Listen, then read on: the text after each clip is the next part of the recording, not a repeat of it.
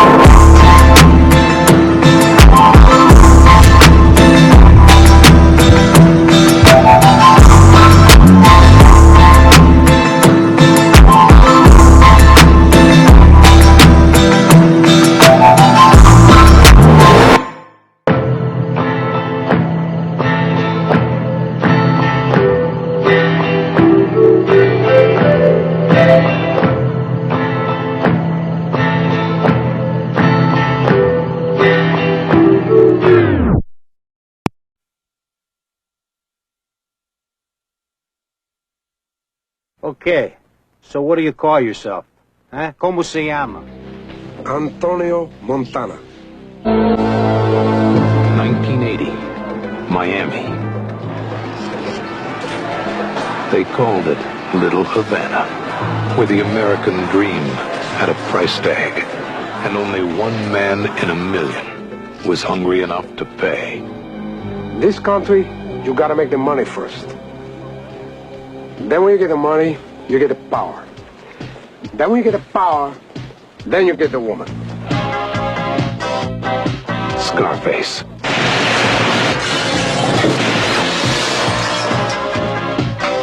For one brief moment, the world was his.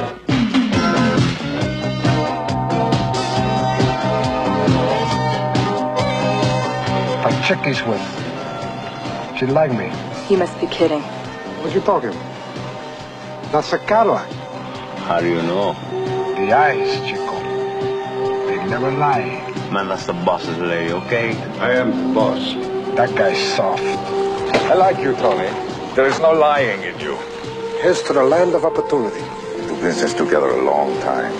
I know the street, and I'm making all the right connections. Remember I told you when you started, the guys who last in this business, the guys who fly straight. With the right woman, there's no stopping me. I could go right to the top. The word on the street, Tony, is you're not a small-time punk anymore. Supreme Court says that your privacy can be invaded. You shoot the house this month? You're spending a lot of money on this counter surveillance. We're doing 10 million, 15 million a month. Come on. Now, that's serious money, you know? Your bank boys gotta come down a bit. Who else can you trust? That's why you pay us what you do. You trust us. You're in good hands with us.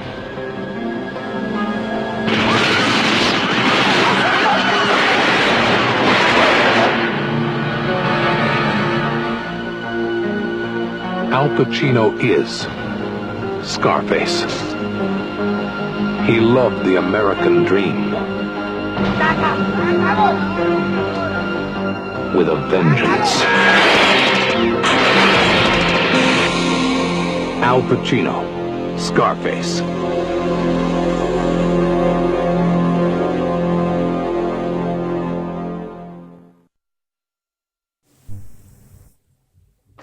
Oh, shit. Whew. Hey, everybody. Welcome to the Drunk Tank. I'm P. Rich from the Hatchet Boys, and today I'm going to be reviewing and discussing Scarface 1983. Oh, shit. Do we got something on my nose? How did that get there? Oh, fuck. Ugh. Fuck. That shit is tight. Yeah. Yeah. Oh, yeah. So, yeah. Today I'm going to be reviewing and discussing Scarface, 1983, film directed by Brian De Palma. Written by Oliver Stone and starring Al Pacino as Tony Montana. So, Scarface 1983 is a loose remake of 1932 Howard Hawks' gangster film of the same title. It tells the story of a fictional Cuban who comes to Florida in 1980 as a result of the Mario boat lift. Tony becomes a gangster against the backdrop of the 1980s cocaine boom. The film chronicles his rise to the top of Miami's criminal underworld, and and then he goes down, his downfall. So the film is dedicated to Howard Hawks and Ben Hitch, who were the writers of the original Scarface. Yeah, so this movie, it had a huge influence in pulp culture. Definitely, it's huge, man. They use quotes from this film in hundreds of movies, TV shows, gangster rappers. It influenced hip hop and gangster rappers. Influenced video games, GTA, Vice City. It has its own video game. The World Is Yours.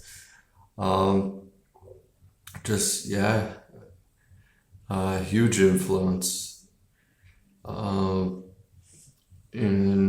So basically the story goes, in 1980, Tony Montana, Al Pacino, a Cuban refugee, arrives in Miami, Florida during the Mario boat lift. He and his best friend Manny, along with his friends, his associates, Angel and Chichi, are sent to a refugee camp, but Manny makes a deal with a wealthy drug dealer, Frank Lopez, to obtain green cards in return for killing a former Cuban government official who murdered Lopez's brother. Miami. They called it Little Havana, where the American dream had long ago. So following the assassination and their release, they agreed to carry out a job for Frank's henchman, Omar Suarez, sketchy motherfucker, rat bastard. They agreed to work for Frank's little henchman, Omar, to buy cocaine from Colombian dealers. Tony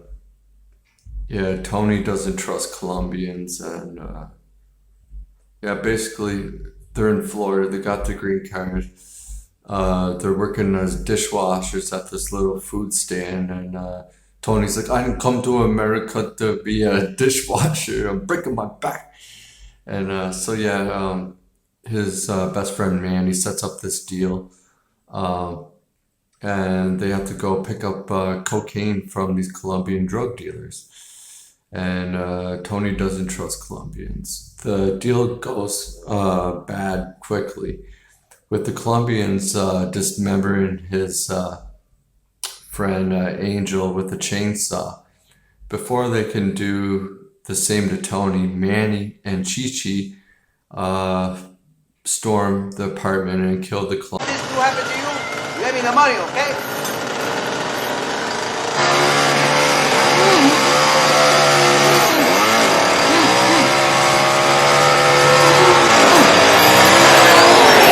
Pendejo.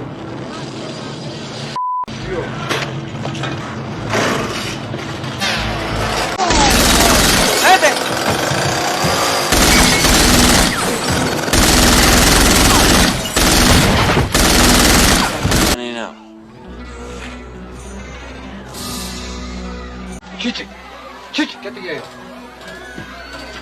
Está bien. ¡No! ¡Oye! ¡Captain!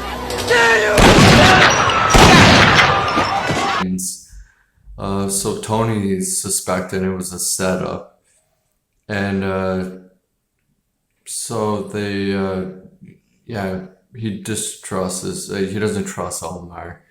Tony and Manny take the money and cocaine to Frank personally.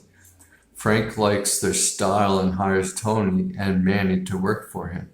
This is when Tony first meets and develops a romantic interest in Frank's girlfriend, Elvira.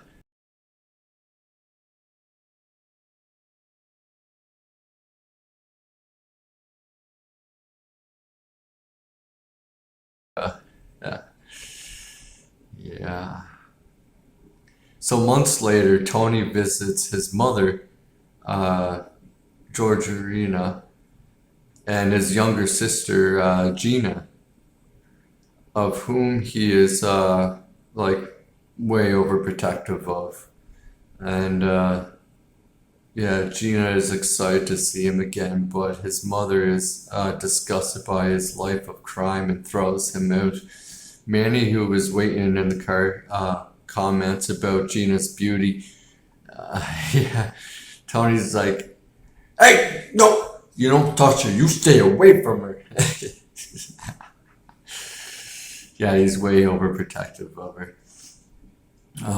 So Frank sends Tony and Omar to Bolivia to make a transaction with cocaine kingpin El Gerardo Sosa.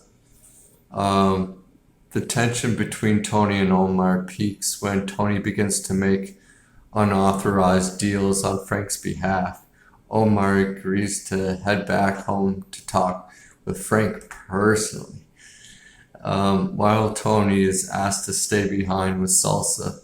Shortly afterwards, Salsa discloses to Tony that Omar is a police informant.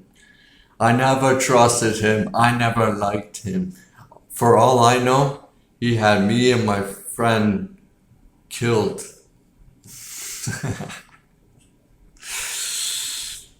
I never fucked anybody over in my life. Didn't have it coming to me. You got that? All I have in this world is my balls and my word. And I don't break them for no one. Do you understand? That piece of shit up there, I never liked him. I never trusted him. For all I know, he had me set up and had my friend Angel Fernandez killed. But that's history. I hear he's not. Do you want to go on with me? Do say it. You don't? Then you make a move.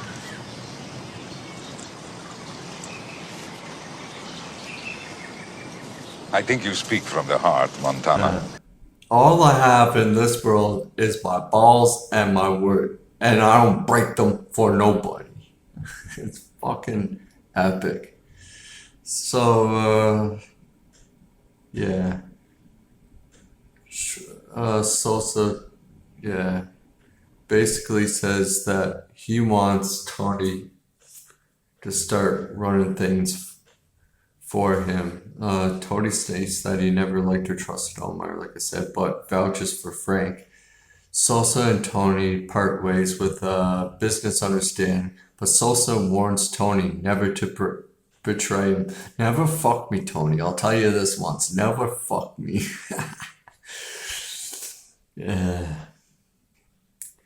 And so upon return to Miami, Frank is infuriated with Omar's demise and Tony's unauthorized deals, which caused the end of their business relationship. Tony establishes his own operations and openly pursues Elvira, more aggressively asking her to marry him. Yeah, it's hilarious. She liked me. You must be kidding. What you talking about? That's a Cadillac. How do you know? The eyes, Chico. They never lie. Man, that's the boss's lady, okay? I am the boss. And I'm making all the right connections. Remember I told you when you started, the guys who last in this business are the guys who fly straight. With the right woman, there's no stopping me. I could go right to the top. But, yeah. So at a local nightclub, the Haviland Club, Tony is shaken down by a corrupt Miami detective, Mel Bernstein, who poses to tax Tony on his transactions in return for police protection and information. Tony sees Elvira and sits with her to discuss his proposal, but Frank arrives and angrily demands that Tony leave, but Tony insults Frank instead. You give me orders? Only balls give me orders. Fuck. So, causing Frank to leave with Elvira, Tony then sees Gina dancing with a drug dealer, and he goes in a rage, and he busts in the bathroom in the stall where they're doing coke, and he grabs the guy in the stall, and throws the man out of the bathroom and slaps Gina after she angrily confronts him. It's kind of sad, I think. Manny sympathizing with Gina, takes her home. Gina reveals her attraction to Manny, but he warns her off, fearful of Tony's wrath should he catch him together. So back at the club, Tony is attacked and wounded by two gunmen, but manages to escape, killing both of them in the process. Suspect and Frank set Bernstein and the hitman. Tony and Mandy confront Frank in his office, finding him with Bernstein with the assistance of one of his loyal associates.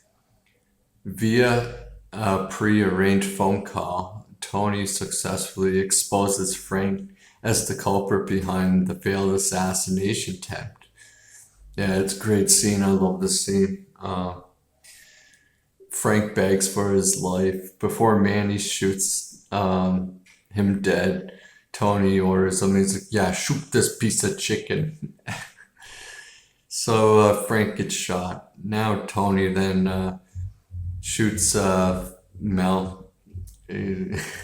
Mel's like, I warned him. He's like, you're going too far, Tony. He's like, you can't shoot a cop. Whoever says you was one fucking shoots his ass. Don't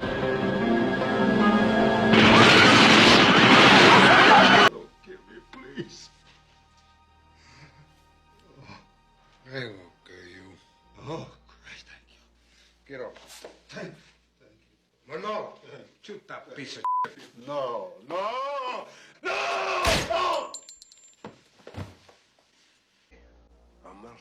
I told him. Mel. You are. Can't shoot a cop. Whoever said you was one. Punk. Son of a. So long, Mel. Have a good breath.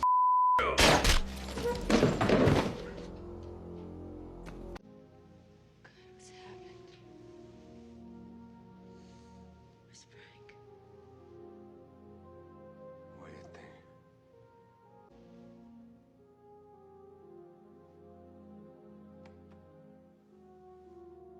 almost dead. Tony having consolidated power takes over Frank's empire, marries Elvira, and becomes incredibly wealthy with Sosa and his supplier. Push it to the limit. Oh, I love this montage, man. It's so fucking epic. I love it. It's great.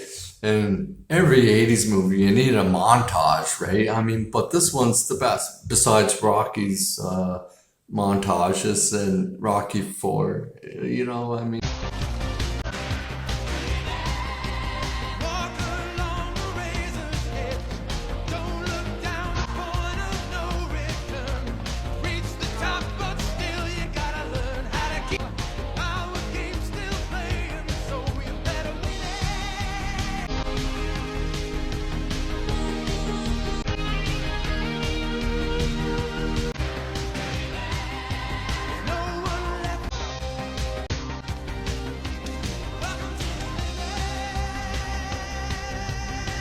So, over time, cracks in Tony's operation begin to form.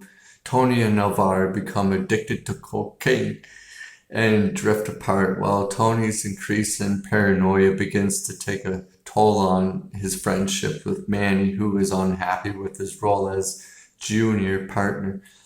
Entrusted only with security, Tony is eventually charged with money laundering and tax evasion after police stage a sting operation. Yeah, Tony's arrested and he makes bail. But his lawyer explains there will be a huge fine and up to 3 years in jail. So now Tony goes to Colombia to meet with Sosa. Sosa flies Tony, to offer him a way out in exchange for the use of Sosa's government connections to keep him out of jail. Tony must fly to New York with Sosa's henchman, Alberto. Yeah, this is great. Alberto the Shadow. I love their names, and the skull, and it's awesome. To help us assassinate a Bolivian journalist intent on exposing Sosa during a speech to the United Nations. During dinner at fancy restaurant with a depressed and drunken Tony and a stone Elvira, an already unhappy Manny is asked to stay behind and run things while Tony goes to New York. Tony then accuses Elvira of being a junkie and she can't have kids. This whole part is like, it's great. But like, if you become like emotionally adapted to these characters, which I love in this film. It really does have great character development, but I'll get into that after. But you kind of felt bad for Elvira in a way. Like, yeah, she's an addict, she's a junkie, whatever. But the way Tony comes off across her it's really fucking dickish. But I'll get into Tony's character too. Like, you can analyze Tony's character, like, you can go deep with it, like, yeah. But anyways, so he's like, after Elvira storms off and Manny leaves, he's like, you're all a bunch of fucking assholes to everybody in the restaurant. He's like, say goodnight to the bad guy. This is the last time you're gonna see a bad guy. Oh man, so many epic parts in this movie. Fucking. You're all a bunch of fucking assholes. You know why? You don't have the guts to be what you want to be. You need people like me.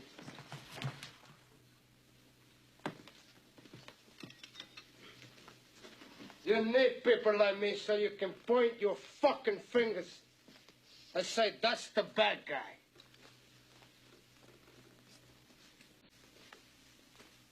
So say good night to the bad guy. Come on. The last time you're gonna see a bad guy like this again, let me tell you. Hold on. Make way for the bad guy. So after that dinner, Tony arrives in New York with Chi-Chi, Ernie, and Alberto. They stake out the journalist's apartment, and Alberto wires the man's car with a remote bomb. The next morning, upon seeing the journalist occupied in the car by his family, Tony tries to call off the operation. Horrified by the idea of killing the journalist's wife and children, Alberto states that Sosa instructions are to tail the journalist and blow up his car in front of the United Nations building. And so Tony refuses, and Alberta refuses to call off the hit. Before Alberta can detonate the bomb, Tony shoots him in the head.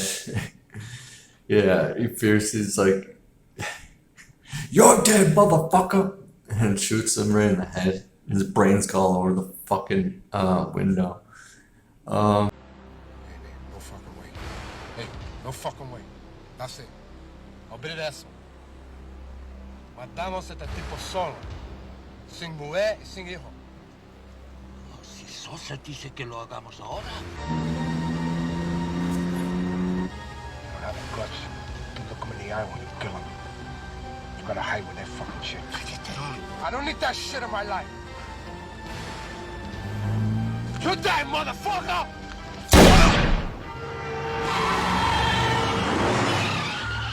What do you think I am, huh?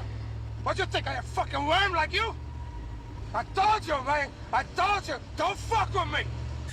Yeah, he fears he's like, "You're dead, motherfucker!" and shoots him right in the head. His brains go all over the fucking window. So basically we're like at the end of the film. Tony later that evening, and after a heated exchange with Salsa, Tony was warned by Salsa to never betray him. They're arguing on the phone, and basically Tony's got a hit on him now. So Tony then shouts out to find Gina, who has been missing since he left for New York. Tony's mother tells him of an address in Coconut Grove she had followed Gina to one night. Tony arrives at the mansion all coked out of her, and that address, and finds Manny and Gina together. And then he goes in another fit of rage, and he shoots Manny. It's too bad. I really like Manny. Manny and Gina were together. He kills Manny. Yeah. And Gina had intended to surprise Tony with an announcement of their recent marriage. Tony and his men bring an extremely, Gina is just outraged, and she's like, "Yeah, you just shot her husband, and they're in love," and it was like Tony's best friend. I don't know, it's a fucked up situation. As Tony sits snorting a large pile of cocaine in his office, Sosa's men surround the mansion, heavily armed, and they quietly sneak in and start killing Tony's guards.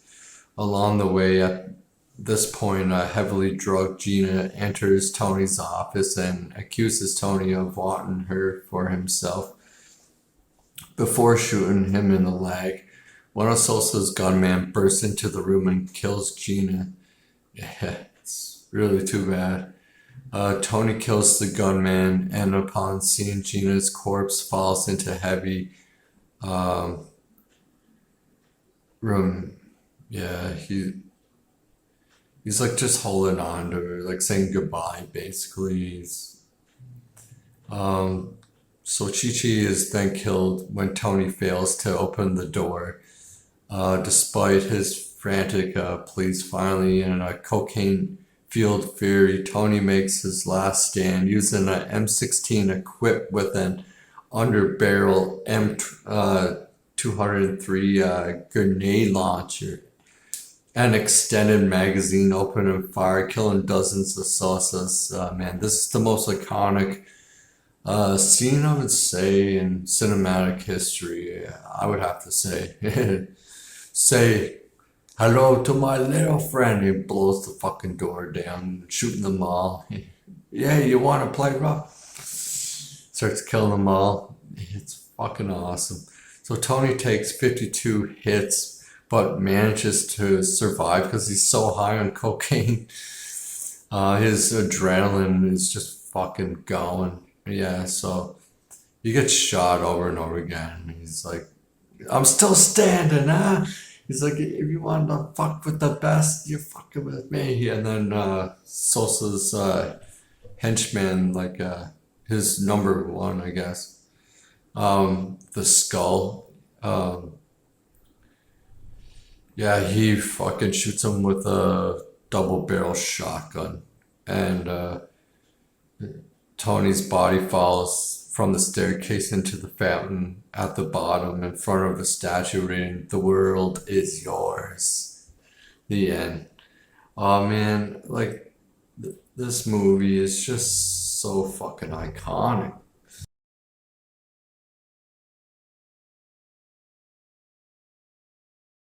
Say hello to my little friend!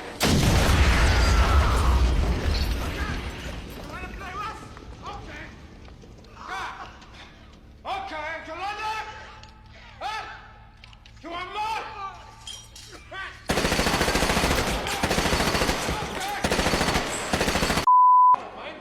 I don't even tell her. You I think you bullet. Tell her. Go ahead, take your bullet. You think you tell me what better? Go ahead, your bullet. Go ahead.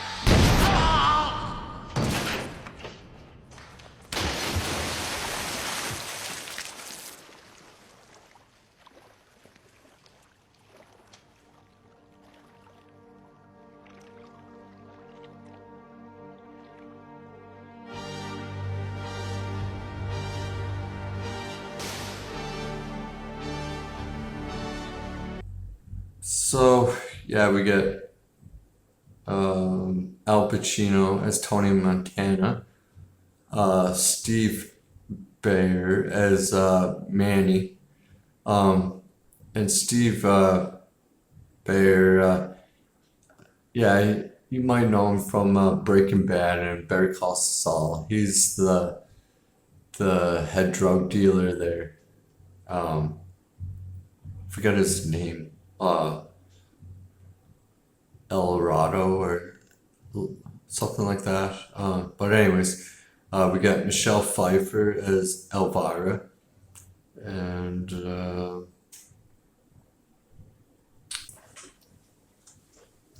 we get Mike Margolis, another actor from Breaking Bad and Better Call Saul.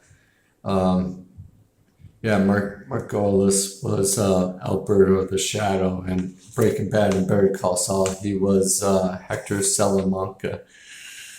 Yeah, so I mean, yeah, they're great cast of actors. I really enjoy Al Pacino. I mean, come on, so iconic. He makes this fucking movie, man, and. Yeah, what else was? Yeah, Manny was great. Like, they're all good. Michelle Pfeiffer, yeah, she was all right. I just want to dive into some of this. So Al Pacino wasn't the first to be approached to play Tony Montana in this film. Actually, Robert De Niro was gonna. He was asked, but Robert De Niro turned it down. I'm glad Al Pacino took it instead. like, yeah, Robert De Niro was great and everything, but I don't think he would have brought, well, he still would have brought the character, I think, but not as good as Al Pacino. This is my opinion, but I still think Al Pacino was the better pick for the role for sure. Um, yeah, and Michelle Pfeiffer, there was a lot of arguments about her even being Elvira. Like, yeah, she basically was known just for her role in Grease 2. So this was like after Grease 2. Not a lot of people wanted Michelle Pfeiffer to play Elvira. So they had different people in mind. Listen to some of the actresses they had in mind to play Elvira. And I mean, some of these actors, well, they're all good, a lot of them. But yeah, okay, so listen. Gina Davis, okay, she'll be alright. Carrie Fisher, yeah, maybe. Yeah, maybe. Kelly McGillis, I think she would have been good. She was in Top Gun. I think she would have been good for that role. Rosanna Arquette, she would have been alright too. Melanie Griffith, no. Kim Basinger, she would have been good. Oh yeah, man, Kim Basinger as Elvira in this film, I think she would have been really good. But there's still more. Brooke Shields, nah. Sharon Stone, hell yeah, man. Now, Sharon Stone plays a great part in the film Casino with Robert De Niro and Joe Pesci. She's great in that film. But her and Scarface as Elvira would have fucking killed it, man. And then we get Sigourney Weaver. Like, yeah, maybe Sigourney Weaver would have been alright too, but I still think Sharon Stone would have been the best for this, man. And I'm not trying to knock down Michelle Pfeiffer. I'm not. She did a good job. But fucking Sharon Stone, man. Michelle Pfeiffer, you know Sharon Stone. Am I right? No Sharon Stone. Okay, so getting in quick with Tony's character, yeah, like I said earlier, you could go on, like basically do a whole video on Tony's character in this.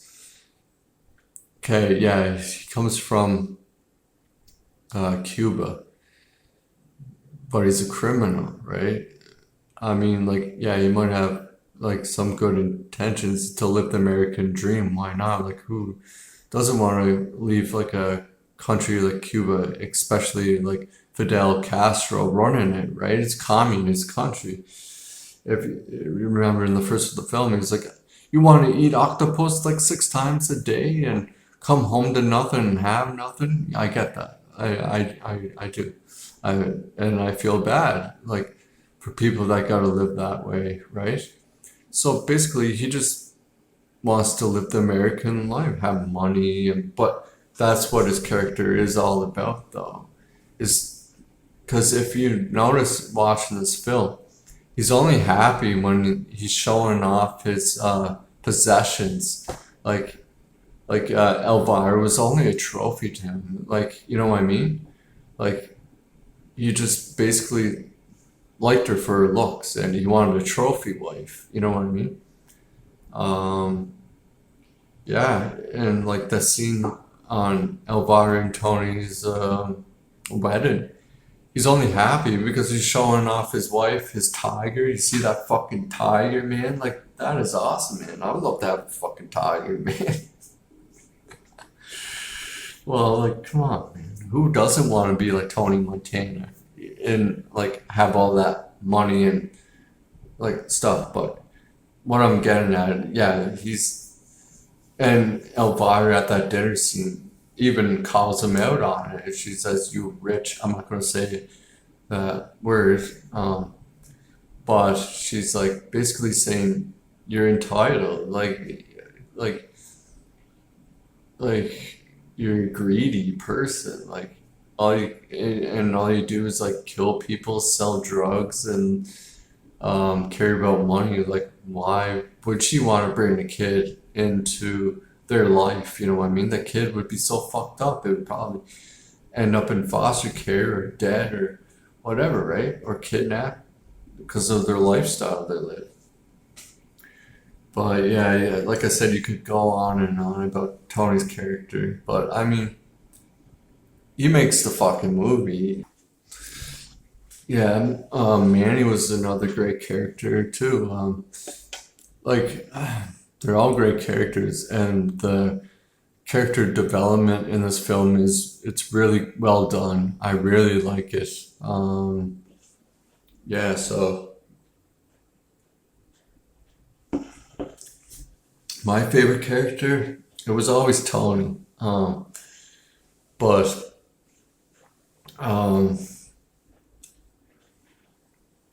I'd have to go with Manny, to be honest. He's my favorite character. Um, my worst character would probably have to be what's his name? That little rap bastard that set Tony up and his friend. Omar. Yeah, he's the worst character for me, Omar. Fuck Omar. But yeah, so yeah, my favorite parts in this film, basically start to finish, from the credits to the end of the fucking movie, man. When you see Tony laying in the fountain and the statue that says "The world's yours," man. I mean, come on, this movie is just fucking awesome. I love every scene in this film. I do. Um, so the sound was great. The music's great. I like the music. Yeah.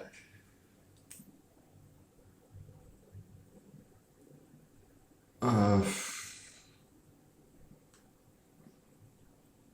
so yeah, Oliver Stone, while he was writing the screenplay, he had to move to Paris because he didn't want to go to Florida because of all the cocaine and drugs back then in '83, and he was just getting over his cocaine addiction. And yeah, so he went to Paris to write the screenplay for this film. Um, yeah, I mean, that would be hard. I know what it's like. I was heavily addicted to cocaine when I was younger. Well, like, I'm 3 years clean now, so off of well, I'm an alcoholic and drug addict. So yeah, I was right after high school. Well, like, yeah, prom night was the first time I ever did cocaine, and this movie was a huge influence on my friends at the time that got me into cocaine. Like, they were always referencing this movie. You'd go over to a party at wherever I was hanging out with, and they'd be watching this film, or they would have posters on the wall of Scarface. This was back in 2005, so it was like Scarface's 25th anniversary of this film that came out. I remember I bought this film. All my friends loved this film, and it was heavy, yeah, influence for sure, I'd say, with our cocaine addiction with this film. But anyways, I know what it's like, and but yeah, I'm sober now, and I'm fucking loving it, man. Just loving life. But yeah, I mean, addictions are a battle, man, and they're a bitch to have.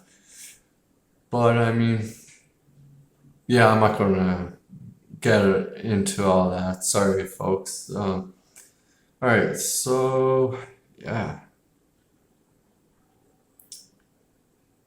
Yeah, I love the setting of Florida, man. There's great shots.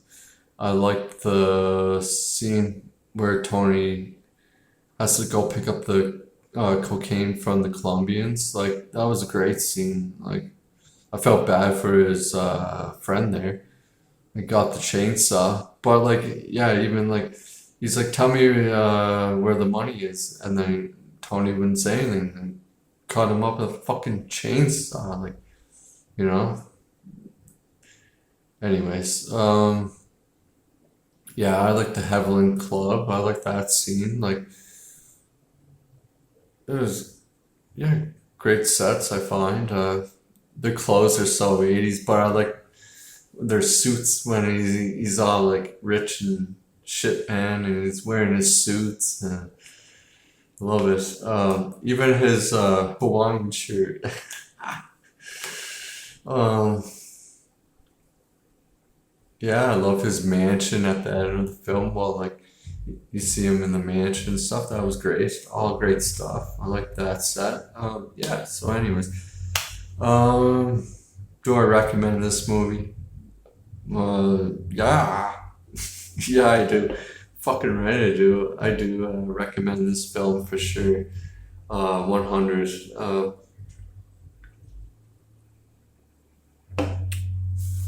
Yeah. So the budget of this film, it was big. I'm pretty sure it did very well. Um,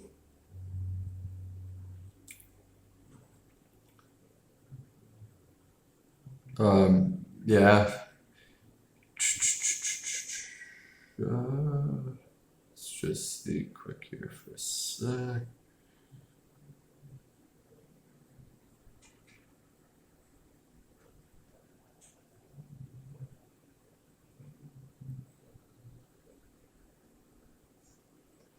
Yeah, so yeah, the budget was big. It was roughly around 23.5 to 37 million dollars. That's a big budget. And the box office, it made 66 million. So it did make its money back in half, which is good. Yeah, for sure. Um, yeah. What do I give this movie? As a rating, just like my good friend Billy Bob there, a 10, a fucking 10. A fucking And, yeah, 10. And yeah, that's my review for Scarface. So thanks for watching, everybody. Thanks for tuning in, and have a good day. Cheers, everybody. Bye.